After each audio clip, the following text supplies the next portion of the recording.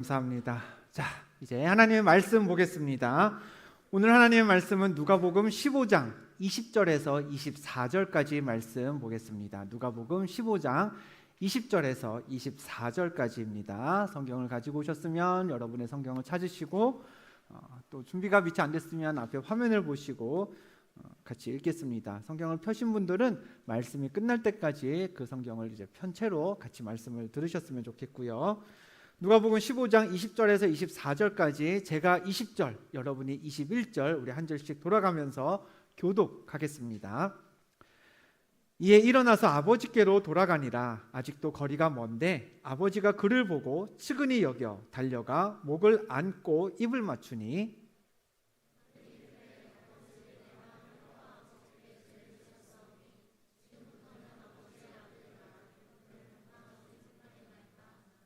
아버지는 종들에게 이르되 제일 좋은 옷을 내어다가 입히고 손에 가락지를 끼우고 발에 신을 신기라.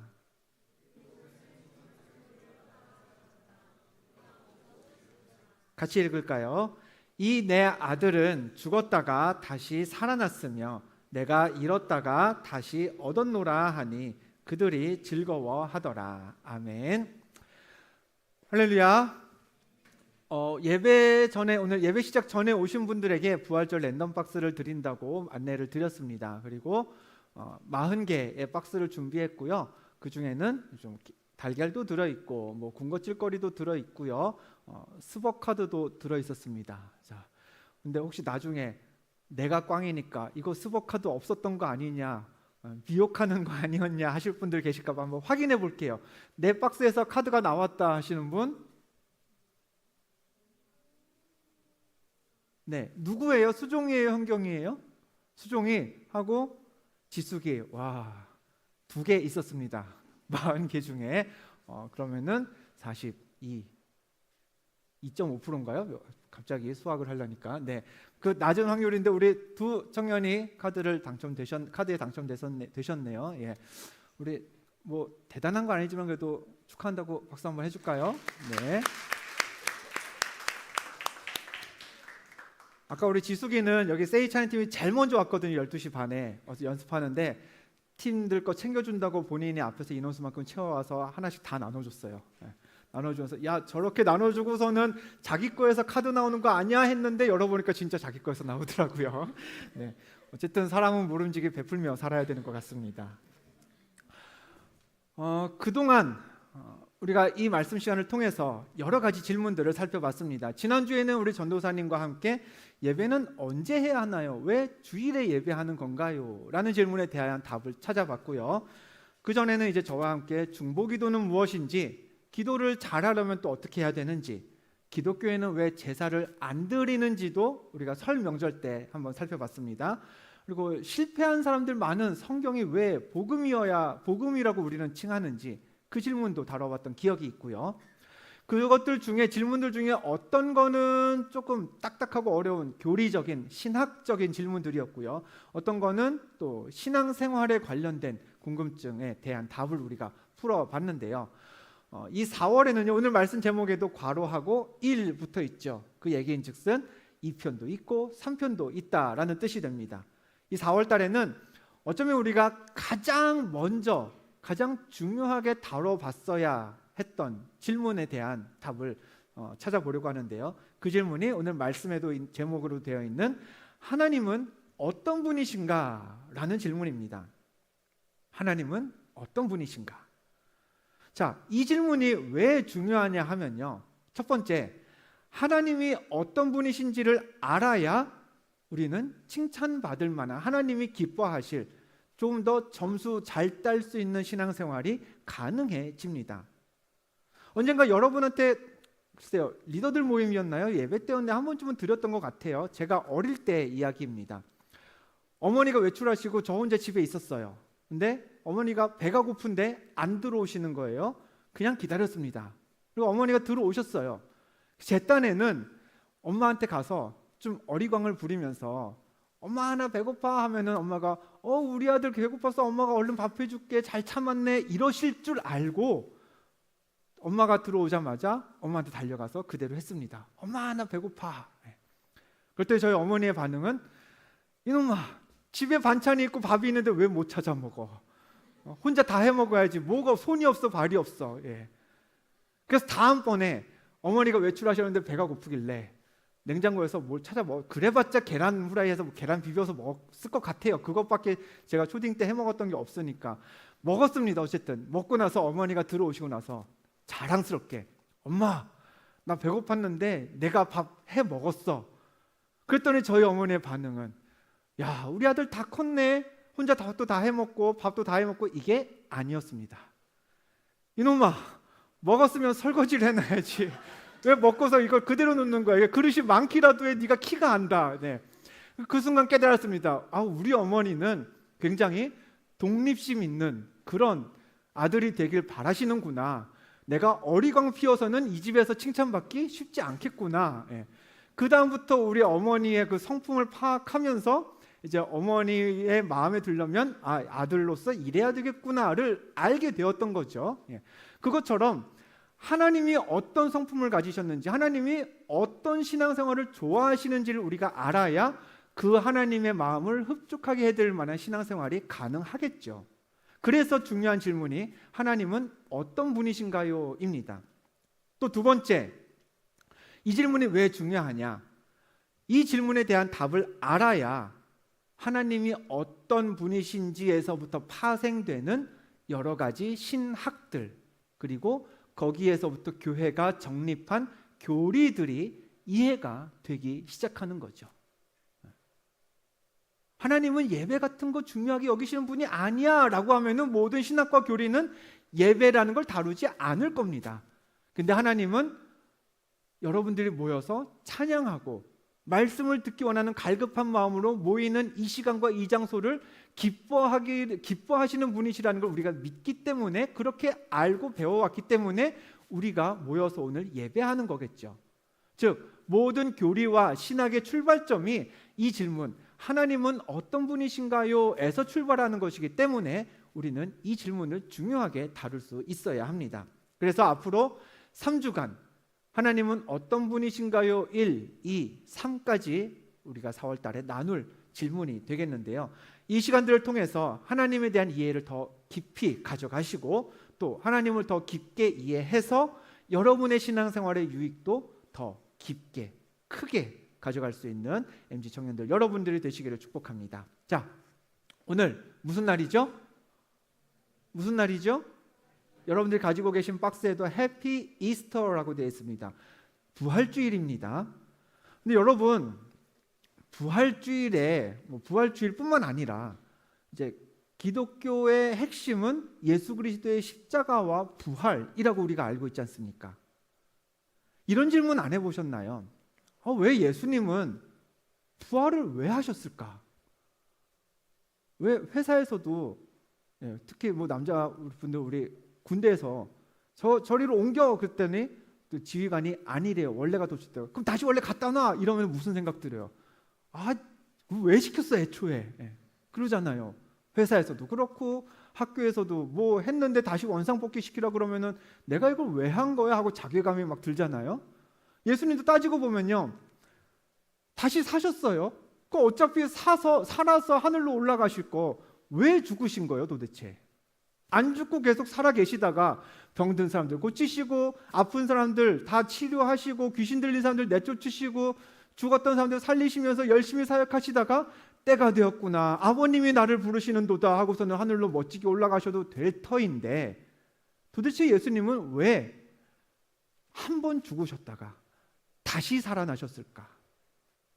잘 살고 계셨는데 그냥 살아서 계시다가 하늘로 올라가셨으면 부족하셨나? 맞습니다.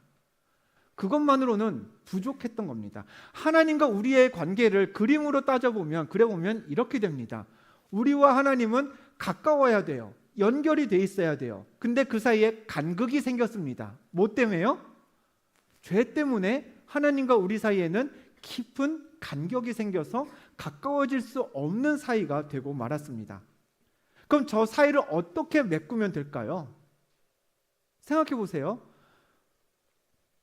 사람과 사람 사이에 다툼이 생겼어요. 그게 무슨 오해 때문이든 아니면은 진짜 뭐 누가 한 사람이 크게 잘못을 명백하게 했든 잘못이 생겨서 사람과 사람 사이의 관계가 깨졌어요.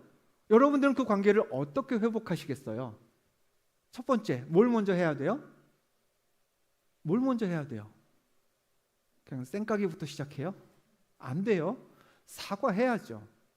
말로만 해도 충분할 수도 있지만 만약에 누군가에게 경제적인 피해가 생겼다, 육체적인 피해가 생겼다, 사실 말만 하고 그치고 싶지 않을 때도 있잖아요. 우리 내 진심이 닿게 하려면 뭘 해요? 선물이라도 해주든가 아니면은 금전적으로라도 보상을 해주게 됩니다. 사람과 사람 사이에서도요, 관계가 깨져서 사이가 벌어졌을 때 그것을 메꾸기 위해서는 그 일어난 일에 대한 합당한 보상이 이루어져야 합니다. 그래서 우리 뭐 밥을 사주기도 하고요. 그다음에 뭐 교통사고가 나면 뭐 있어요? 합의금 이런 거 지불하게 돼 있잖아요. 뭐 민사 소송 같은 경우에는 뭐 이제 보상이 이루어지기도 하고요. 마찬가지인 겁니다. 하나님과 우리 사이에 벌어진 사이를 회복시키기 위해서는 뭔가 보상이 이루어져야 돼요. 그리고 그 보상을 구약 시대에는 제사를 통해 보상 작업이 이루어졌습니다. 레위기에 있는 말씀 하나를 볼까요? 조금 긴데 우리 슬라이드가 한 2개, 3개 될 것 같아요. 같이 한번 읽어보겠습니다. 시작. 만일 누구든지 여호와의 계명 중 하나를 부지 중에 범하여도 허물이라 벌을 당할 것이니 그는 내가 지정한 가치대로 양떼 중 흠 없는 순양을 속건 제물로 제사장에게로 가져갈 것이요 제사장은 그가 부지 중에 범죄한 허물을 위하여 속죄한즉 그가 사함을 받으리라. 자, 제사에는 뭐가 필요해요? 제물이 있어야 돼요. 그 제물을 태워서 내가 죽어야 되는데 그건 하나님이 원하시는 건 아니니까 제물을 태워서 제물을 희생시켜서 하나님께 용서를 구하는 보상 행위가 이루어졌던 겁니다. 그러면서 하나님과 인간 사이에 틀어진 관계가 회복이 되었던 건데 이론적으로는 그랬어요. 근데 결과적으로는 그 방법이 썩 효과적이지 않았습니다. 이스라엘은 제사를 통해 하나님과 계속해서 회복되어 나가는 게 아니라 하나님과의 사이가 도리어 자꾸 멀어져 갔습니다. 간격이 벌어져 갔던 거죠. 그래서 하나님이 방법을 바꾸셨습니다. 아, 이건 안 되겠다. 다르게 해야겠다. 그래서 죄에 대한 처벌, 보상이 없을 수는 없으니까 그 역할을 아들 예수 그리스도를 세상에 보내셔서 대신 제사와 제물의 역할을 하게 하신 겁니다. 십자가를 지게 하신 거죠. 그래서 우리는 예수님이 내 죄를 보상하기 위해 내 죄에 대한 계산을 예수님이 십자가에 돌아가셔서 다 끝내셨다라는 걸 믿으면 하나님과의 관계가 회복될 수 있도록 하나님이 아주 멋진 방법을 제안하셨고 실행에 옮기신 겁니다. 근데 예수님은 우리의 죄에 대한 보상을 계산 처리를 하셔야 되니까 십자가에서 죽긴 죽으셨어요. 근데 예수님이 누구시죠? 하나님의 아들입니다. 죄가 없으신 분입니다. 그 얘기인즉슨 죽으면 안 되시는 분이죠. 죽으면 안 되시는 분이 우리 죄 때문에 죽으셨으니 다시 살아나는 과정이 있어야 했던 겁니다. 정리하면 이렇게 되는 거죠. 예수님은 왜 부활을 하셨나? 왜 부활하셨죠? 죽을 수 없는 하나님의 아들이 죽었기 때문에 죽고 끝나면 안 되거든요. 하나님이 죽으시게 되니까. 그래서 다시 살아나셔야 해서 부활을 하신 겁니다. 아까도 던진 질문이죠. 그럼 안 죽어도 되는데 왜 죽으셨냐? 애초에 다시 사실 거. 죽으신 이유는 우리의 죄에 대한 계산이 필요했기 때문이었습니다. 제사의 번제물로 무엇인가가 그 값을 치러야 됐기 때문에 죽으셨던 거죠, 예수님이. 그럼 여전히 물음표는 남습니다. 그럼 왜 하나님이 먼저 우리의 죄값을 치르신 거야? 치르신 거냐? 답은 심플합니다. 맨 밑에 있죠? 우리를 사랑하시기 때문에 우리의 죄값을 하나님이 대신 치러주신 겁니다. 모든 것의 출발이 여기서부터인 거죠. 뭐 때문에? 하나님이 우리를 사랑하시기 때문에 예수님을 보내서 죄값을 치르게 하셨고, 죽어서는 안 되는, 죽을 수 없는 예수님이 죽었기 때문에 다시 살아나신 겁니다. 시작은 여기부터인 거죠. 우리에 대한 하나님의 사랑. 오늘 본문은요, 그 사랑이, 우리를 향한 하나님의 그 사랑이 어떤 사랑인지를 보여주고 있는 말씀입니다. 익숙한 말씀일 것 같아요. 우리가 흔히 뭐라고 그래요? 이 이야기를 탕자의 비유라고 부릅니다. 비유란 얘기는 실제 예수님 시대에 있었던 일이 아니고 예수님이 말씀하신 하나의 스토리, 픽션이란 얘기입니다. 자, 내용은 이렇습니다.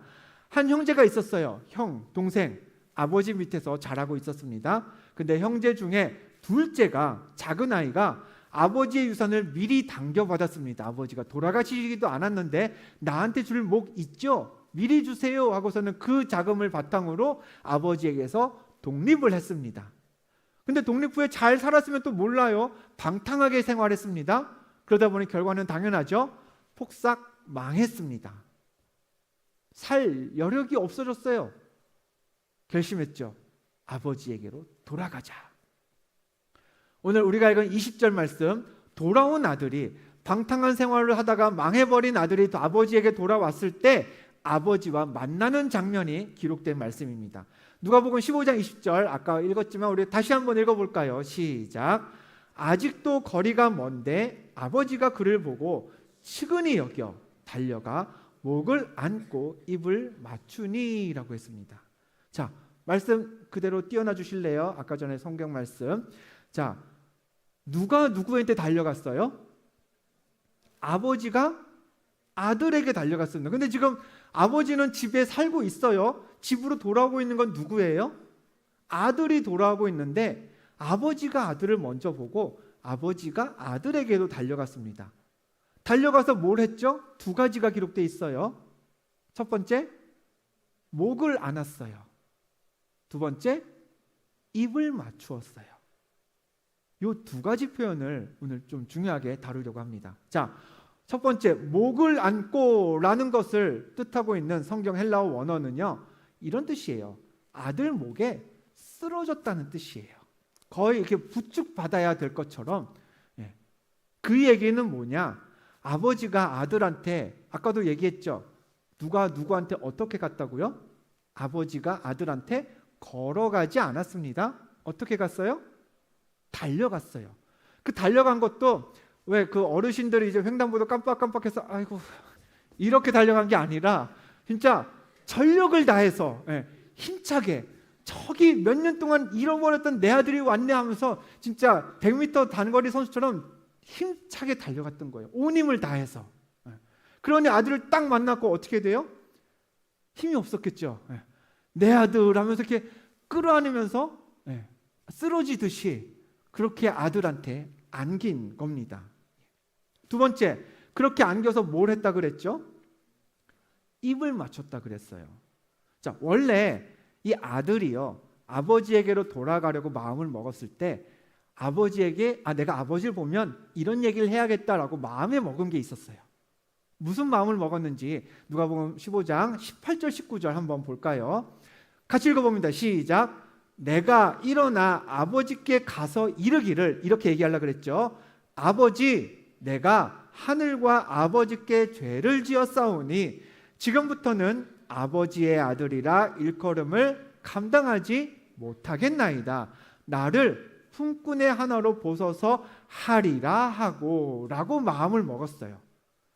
아버지, 제가 잘못했습니다. 이제는 그냥 종처럼 살겠습니다. 저를 제발 용서하시고 거두어만 주세요. 여기 살게만 해주세요 라고 아들이 마음을 먹고 이렇게 얘기해야지 라고 했는데 그 얘기를 했을까요? 못했어요. 왜요? 아까 아버지가 뭘 했다 그랬죠? 아들의 목을 안고 입을 맞췄다 그랬습니다. 이 입을 맞췄다라는 얘기는 이런 뜻이에요. 그냥 한번 키스를 그냥 살짝 한 게 아니라 입을 맞추면서 계속해서 아들의 입을 그냥 막아버렸다는 얘기예요. 아무 말 하지 마. 네가 말 다 안 해도 내가 알아. 다 용서할게. 받아줄게. 라는 마음으로 아버지가 아들에게 입을 맞춘 겁니다. 그럼 보세요. 아들이 아버지에게 무슨 말을 했어요? 할 기회가 없었어요. 걸어오고 있는데 아버지가 멀리서부터 달려옵니다. 안아주셨습니다. 그러고서는 뭐 말하려고 했겠죠? 근데 그걸 하기도 전에 아버지가 입을 막아버리는 거예요. 아들은 아무 얘기 못했어요. 잘못했습니다. 아니 커녕 잘 지내셨어요? 안부도 못 물었어요. 근데 아버지는 이미 받아줬어요. 용서는커녕 인사도 안 한 아들인데 필요 없어. 그냥 네가 왔으니 돼.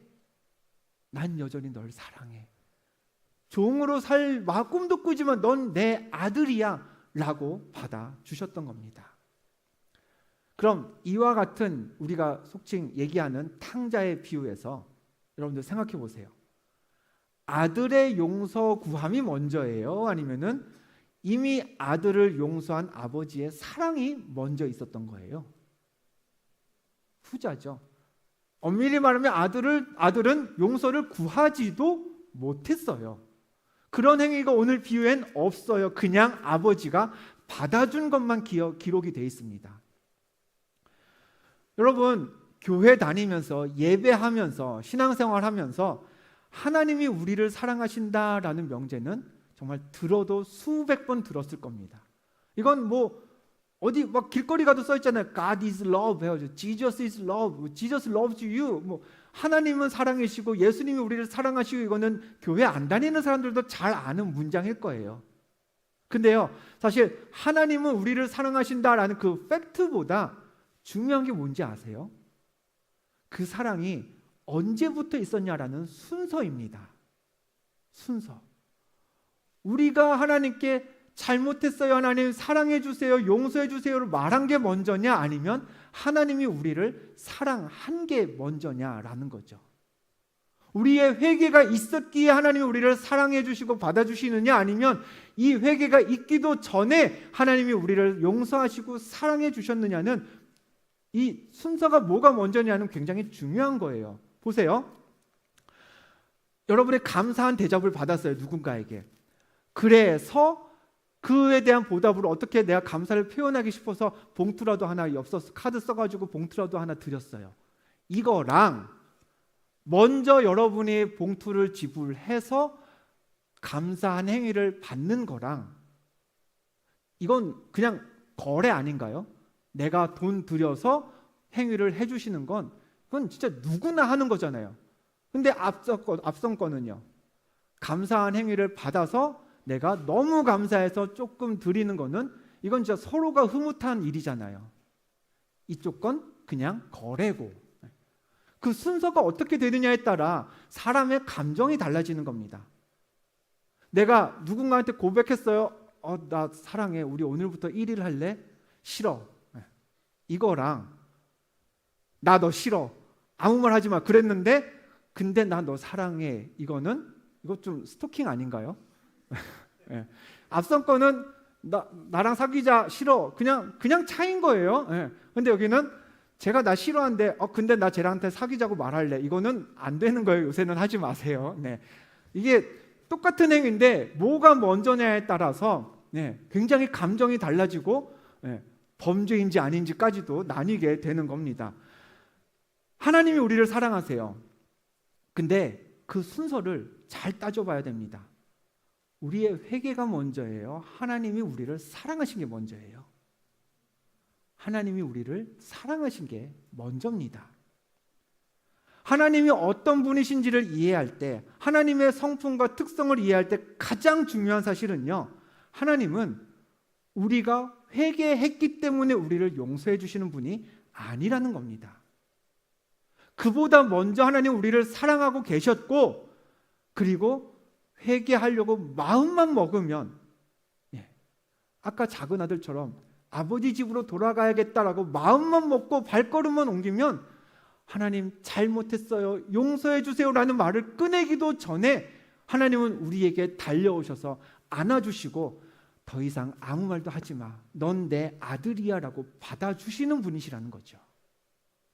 그런 하나님을 가장 잘 표현하고 있는 성경 말씀이 이겁니다. 우리가 너무나 잘 알고 있는 요한복음 3장 16절 말씀, 우리 이번엔 진짜 큰 목소리로 한번 같이 읽어볼까요? 시작.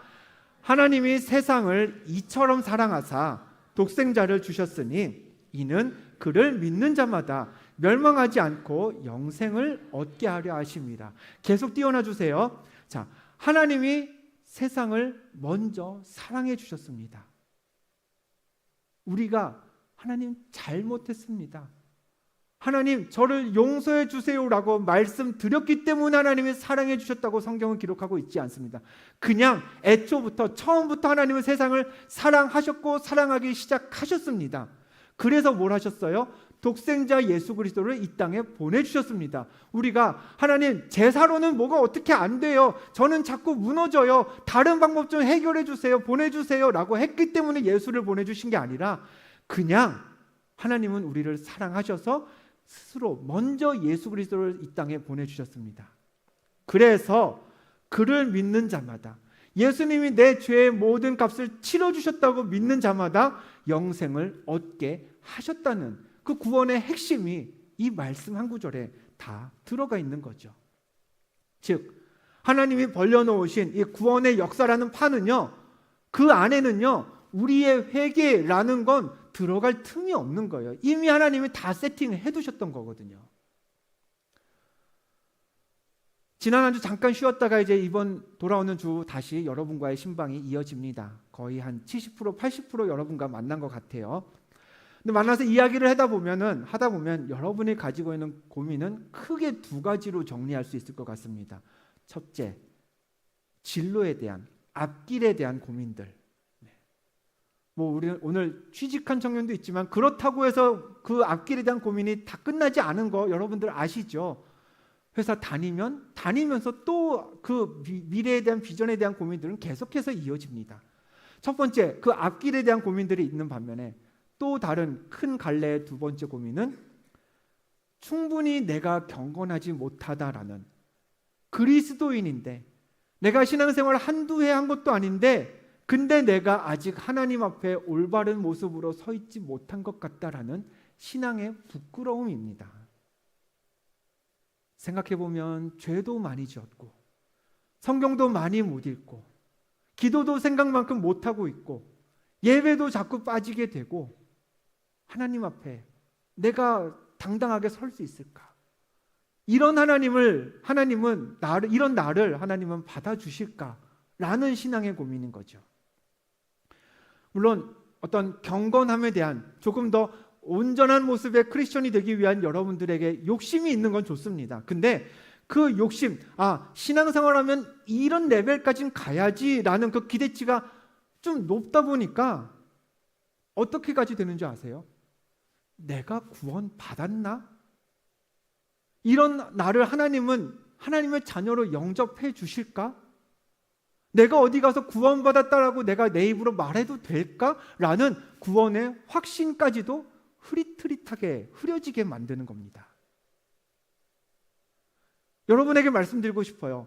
오늘 이것 하나만은 분명하게 기억했으면 좋겠습니다. 하나님은 어떤 분이신가 살펴보는 첫 번째죠. 하나님은요, 우리가 회개해야 용서하시는 분이 아니십니다.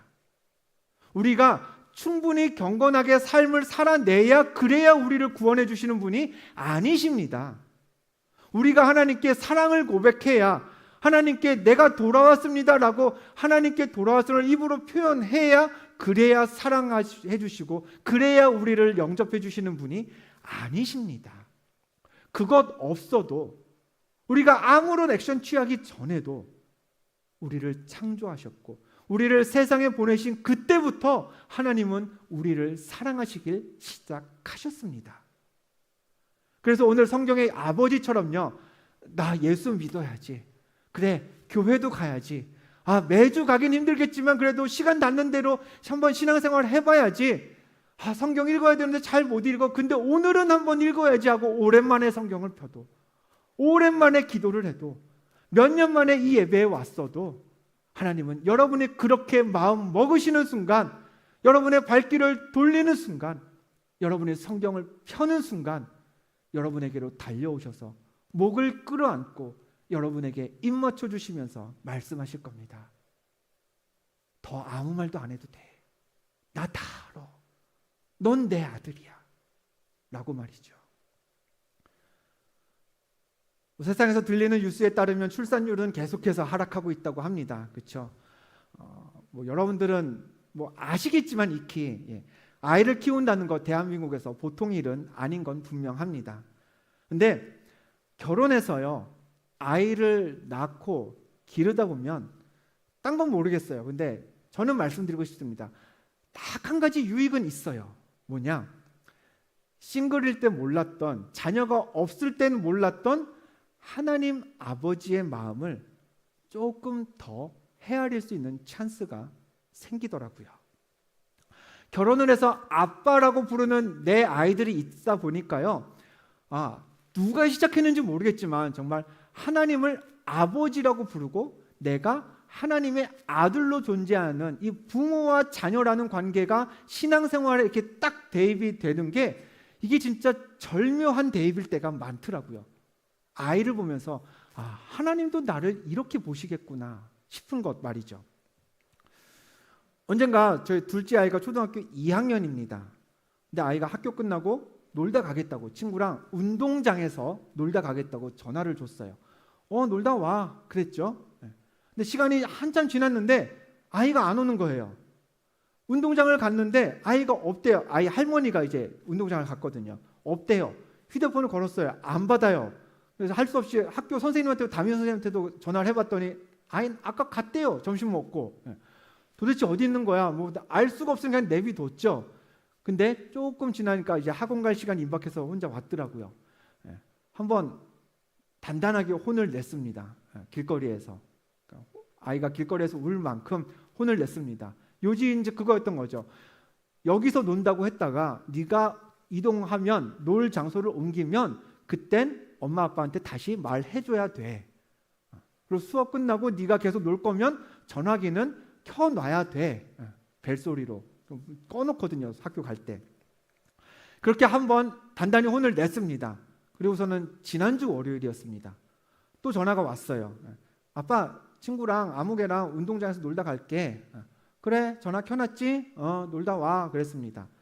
그리고 1시간쯤 후에 한 오후 2시쯤 제가 점심을 안 먹고 있었거든요. 그래서 딸아이가 운동장에 있으니까 학교로 데리러 가서 이제 학교 바로 앞에 이제 연화분식이라고 여기 떡볶이집이 있어요. 거기 가서 저도 점심을 먹고 아이도 그냥 군것질 좀 시킬 겸 학교로 갔습니다. 운동장에서 놀고 있다고 전화를 했었으니까. 근데 학교를 갔는데 애가 없더라고요. 전화를 했죠. 어디야? 했더니 집에 거의 다 왔대요. 집에 거의 다 왔어. 그래? 그럼 아빠 다시 집으로 가야겠네 하면서 보는데 학교는 여기예요. 집은 저기예요. 근데 애가 저기서 학교 쪽으로 오고 있는 거예요. 너 왜 거기서 와? 그런데 아무개랑 학교에서 놀다가 걔가 걔네 집 가자 그래서 갔어. 뭐였죠? 본인도 말하면서 그러니까 장소를 옮기면 아빠한테 얘기를 해라라고 얼마 전에 혼났는데 근데 너 가서 놀다 보니까 깜빡 잊고 말을 안 했겠죠? 근데 아빠가 전화 왔어요. 어디야? 그랬더니 애가 친구네 집에 갔어라고 얘기하면 안 되잖아요.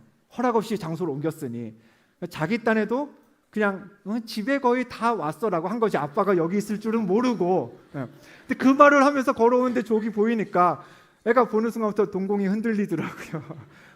이거 어떻게 되는 거지? 그러니까 자기가 혼날 상황이란 걸 인지한 거죠. 거기다 뭐까지 했어요 지금? 거짓말까지 했어요. 큰일 난 거죠. 어떻게 했을까요? 사실 그냥 본인이 긴장한 게 보이니까 저도 딱히 뭘 더 혼내지 않아도 될 것 같았어요. 네가 잘못한 거 너 알지? 그러니까 둘의 시선으로 이제 그 대화가 오가는 거죠. 너 지금 잘못한 거 알지? 아빠 나 지금 혼낼 거야? 막 이런 걸 알고 있는 거죠. 별말 안 했습니다. 야 떡볶이 먹을래? 가가지고 가서 그냥 다그치긴 했죠. 너 다음번엔 진짜 전화 잘 하고 가야 돼? 라고 먹으면서 이야기는 했습니다. 왜 그냥 끌고 떡볶이집으로 갔을까요? 걔가 거짓말을 한다고 제가 걔를 내쫓을 것도 아니고, 걔가 혼날 짓을 또 했다고 넌 오늘부터 내 딸이 아니야 라고 내칠 것도 아닌데 뭘 그렇게까지 해요. 그냥 본인도 잘못한 줄 알고 나도 얘가 잘못한 걸 느끼고 있구나 깨달았으면 그럼 된 거 아닐까요? 거꾸로 생각해 봅시다. 하나님도 마찬가지 아니겠습니까? 여러분이 예수 믿기로 결심했는데, 하나님의 자녀가 되고 싶은데, 하나님의 집에서 하나님이 나를 영접해 주셔서 아버지 되신 하나님과 잘 행복하게 즐겁게 신앙생활 하고 싶은데, 근데 그게 잘 안 될 때가 있잖아요.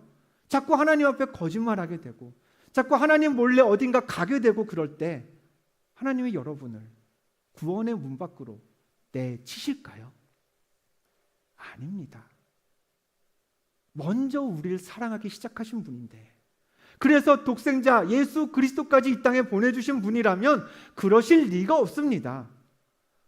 어떻게 하면 얘를 좀 더 내 집으로 끌어당길까? 어떻게 하면 얘와 더 오래 하나님 내 나라에서 살까? 그걸 고민하시지, 어떻게 하면 쟤를 여기서 내쫓을까?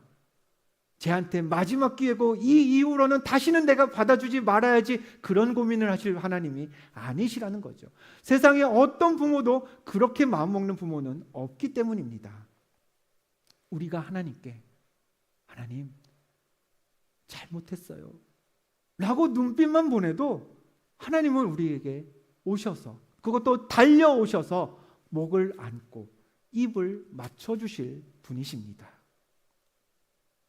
그러므로 기억하시길 바랍니다. 누군가 여러분에게 야, 너 신앙생활 한다며, 교회 다닌다며, 너 구원 받았어? 야, 교회 다니는 사람들 그런 거 묻대? 너 구원 받았어? 너 하나님 나라 가? 너 지금 죽어도 천국 가? 물으면 여러분 뭐라고 대답하시겠어요? 여러분이 성경을 많이 못 읽어서, 여러분이 기도를 덜 해서, 여러분이 예배를 자꾸 빠져서 나 잘 모르겠어, 이러실 필요 없습니다. 당당하게 얘기하시길 바랍니다. 여러분 안에 정말 겨자씨 하나만큼이라도 난 하나님의 자녀로 이 땅을 살고 싶어, 난 부활하신 예수님이 내 죄의 모든 값을 치르셨음을 믿어 라는 믿음이 있다면 대답하세요. 나 구원 받았어. 하나님은 나를 처음부터 사랑하셔서 지금도 나를 하나님 나라에 데리고 가고 싶어 하셔. 나 그 나라 가서 살 거야. 오늘 하나님이 날 데려가셔도 난 하나님 나라에서 살 자신 있어. 왜? 여러분 안에 믿음이 자신 있어서가 아닙니다. 하나님이 여러분을 사랑하신다는 그 확신이 있다면 그 얘기가 가능한 겁니다. 오늘 예수님이 부활하셨습니다. 오늘은요, 역사상 아무도 하지 못했던 일, 죽었다가 살아난 일을 예수님이 하셨기 때문에 우리가 새벽부터 모여서 예배드린 날이 아닙니다.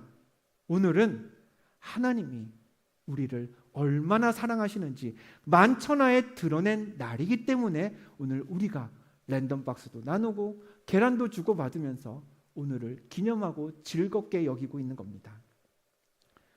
아들을, 죽지 않아도 되는 그 아들 예수 그리스도를 죽게 하시고 그리고 다시 살리실 만큼 하나님의 사랑이 얼마나 크고 놀라운지, 그 사랑이 나를 구원받게 하셨음을, 내가 무엇해서가 아니라 하나님이 처음부터 나를 사랑하셨기 때문에 내가 구원받았다는 확신을 가지고 앞으로도 하나님에 대한 사랑을 열심히 표현하면서 신앙생활 하시는 그런 우리 MZ 청년들 여러분이 다 되시기를 주님의 이름으로 간절히 축원드립니다. 아멘. 우리 그 사랑을 같이 찬양하기를 원합니다. 나와주시고요. 어제 새벽에도 우리가 했던 찬양입니다. 예수 사랑하심은 어려서부터 많이 부르셨던 또 찬양일 거예요. 또 혹 신앙생활 시작한 지 얼마 안 되신 분도 꼭 알아야 하시는 찬양이기도 합니다. 예수 사랑하심은. 우리 같이 찬양하기를 원합니다.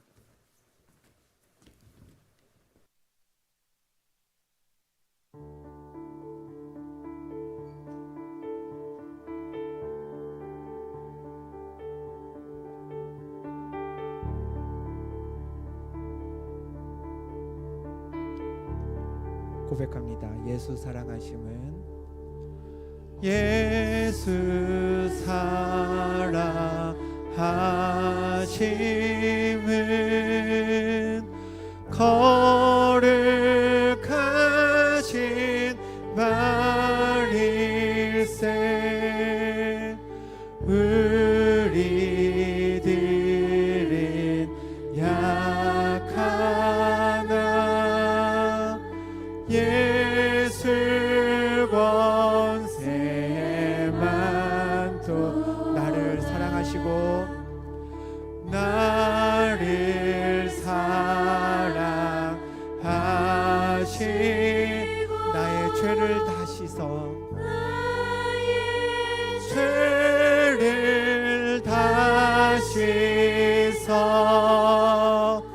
하늘 문을 여시고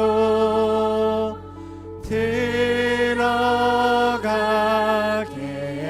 하시. 찬양합니다. 날 사랑하심, 날 사랑하심,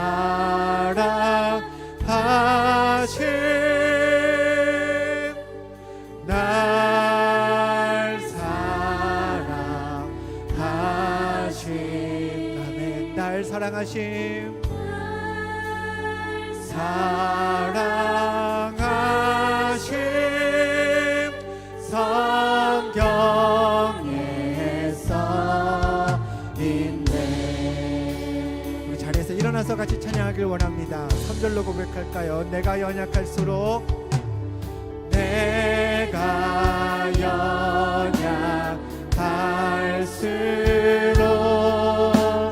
더욱 귀히 여기사 높은 보좌 위에서 낮은 나.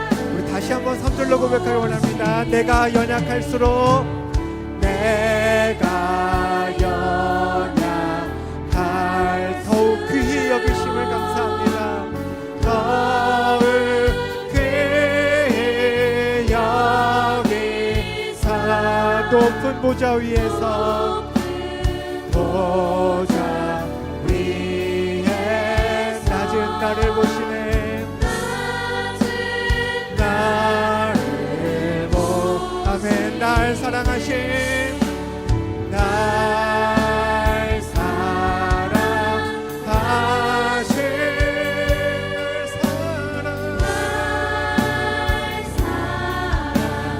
날 사랑하신,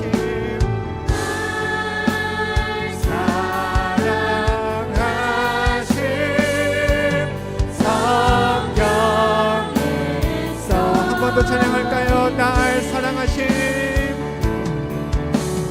날 사랑하신. 아멘. 날 사랑하신, 사랑하신, 날 사랑하신.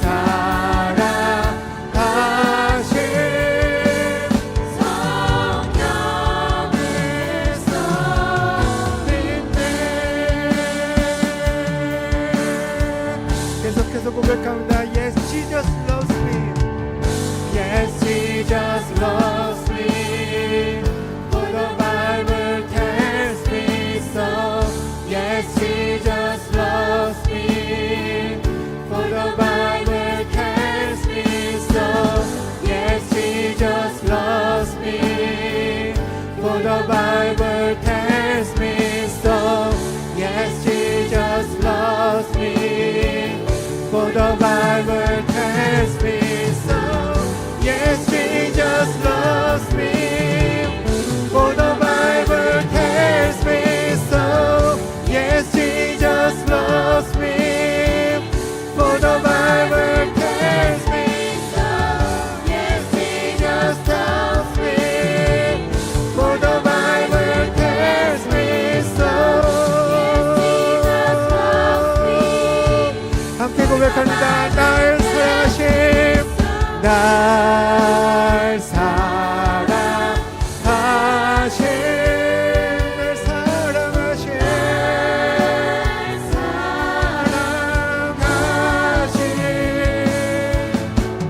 날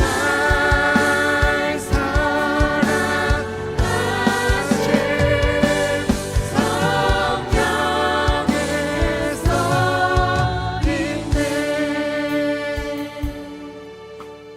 하나님이 세상을 이처럼 사랑하사 독생자를 주셨으니 이는 그를 믿는 자마다 멸망하지 않고 영생을 얻게 하려 하심이라. 성경은 우리가 하나님께 용서를 구하기 전에, 용서라는 단어가 튀어나오기도 전에 하나님이 우리를 먼저 사랑하기 시작했다고 기록했습니다.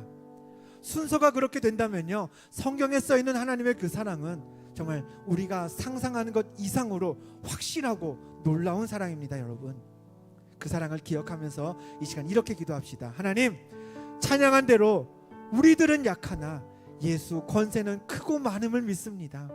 내가 연약할수록 그런 나를 벌주지 않으시고 그런 나를 내쫓지 않으시고 나를 더욱 귀히 여겨주시는 분이 하나님이심을 믿습니다.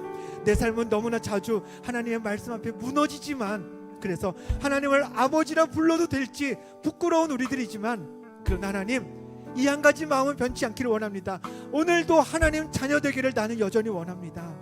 세상에서 내 믿음 흔들리고 무너지고 또 넘어지고 작아져도 다시 고개를 들어서 아버지를 바라볼 때 부활하신 예수님이 나에게 구원의 길 열어주셨음을 믿고 변함없이 구원의 확신으로 담대하게 이 땅을 살게 하여 주옵소서.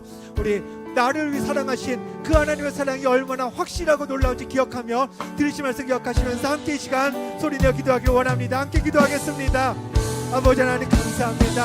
하나님 아버지, 우리를 사랑하신 그 사랑 감사를 드립니다. 하나님, 먼저 우리를 사랑하신 그 은혜에 아버지 하나님 감사를 드립니다. 아버지 하나님, 세상 가운데 늘 무너지고 하나님 자주 쓰러지는 우리들이지만, 그래서 아버지 하나님 아버지를 볼 때마다 정말 흔들릴 수밖에 없는 우리들이지만, 그러나 아버지 하나님, 이 한 가지 마음을 변함없이 가득하게 원합니다. 오늘을 살 때 여전히 다시 한번 아버지 하나님의 백성으로 살기를 원합니다. 하나님의 자녀로 살기 원합니다. 아버지 하나님 나라의 영적 되길 원합니다. 그 마음 우리 안에 변함없을 때에 하나님, 우리들 아버지 하나님께로 돌아가길 원합니다. 하나님, 우리를 받아주시고 우리에게 달려와 주셔서 우리의 몸을 안고 우리에게 입 맞춰 주시옵소서. 그 크시고 놀라우신 사랑, 하나님, 그 사랑이 무엇을 의미하는지 오늘 깨닫기 원합니다. 아버지 하나님, 어떤 분이신지 바르게 이해하고 하나님, 변함없는 흔들리지 않는 구원의 확신으로 이 땅을 살아갈 수 있길 원합니다. 하나님, 일하여 주시옵소서. 아버지 하나님, 우리에게 그 변함없는 사랑을 베푸셨사오니 그 사랑에 합당한 삶을 살아가는 주의 백성들, 하나님 백성들 모두가 되게 하여 주옵소서. 아버지 하나님, 나를 사랑하신다는 그 믿음의 소연, 하나님 이 땅을 살아가면서 흔들림 없이 기억하기 원합니다. 우리를 사랑하셨기에, 우리에게 구원의 길을 먼저 열어주셨기에 아버지 하나님, 그 문을 붙잡고 그 사랑 붙잡고 하나님 이 땅을 살아가며 부족한 우리를 되게 하여 주시옵소서. 살아계신 하나님, 예수님은 우리를 위해 십자가를 지셨지만 우리는 예수님께 드린 것이 별로 없습니다. 하나님은 우리를 이처럼 사랑하셨지만 우리는 하나님을 만족시켜드렸던 기억이 많지 않습니다. 그러나 오늘부터 그 순서만큼은 정확하게 기억하겠습니다. 우리가 무엇을 하기 전부터 우리를 사랑하기 시작하신 하나님이시기에 때로 우리 삶이 믿음 없이 무너져도 하나님의 사랑은 변함이 없음을 신뢰하게 하여 주옵소서. 내 삶이 완벽해서가 아니라 하나님이 오늘도 이 연약한 나까지도 여전히 사랑하시기에 나는 오늘도 구원받은 하나님 자녀라고 담대히 선포할 수 있는 우리 MG 청년들 모두가 되게 하여 주옵소서. 기도하기 위해 몸을 일으켰습니다. 몸을 일으킨 청년들, 주의 제단에 나올 때에 빈손으로 나오지 아니하고 하나님, 세상에서 땀 흘려본 물질 아버지 하나님께 예물로 드리며 이 자리에 나왔습니다. 그 물질을 손에 얻기까지 흘렸던 수고와 그 흘렸던 땀을 기억하여 주시고, 저들이 그 흘린 땀의 흔적들을 하나님께 드리오니 그 믿음 칭찬하여 주시고, 드려진 예물 아버지 하나님의 나라를 넓히는 일에 귀하게 사용하여 주옵소서.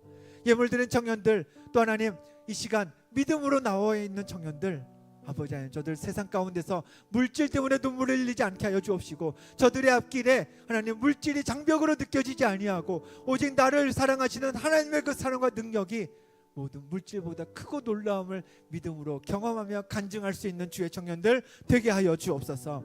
이제는 우리를 구원하신 예수 그리스도의 은혜와 아버지 하나님의 사랑하심과 성령님의 교제하심이 우리가 부끄러워할 필요 없이 언제나 충분히 우리를 사랑하시는 하나님의 그 사랑을 기억하며 구원받은 하나님 자녀로 당당하게 세상을 살리라 결단하는 MG 청년 모두의 머리 위에 지금부터 영원토록 함께 하시기를 간절히 축원하옵나이다. 아멘.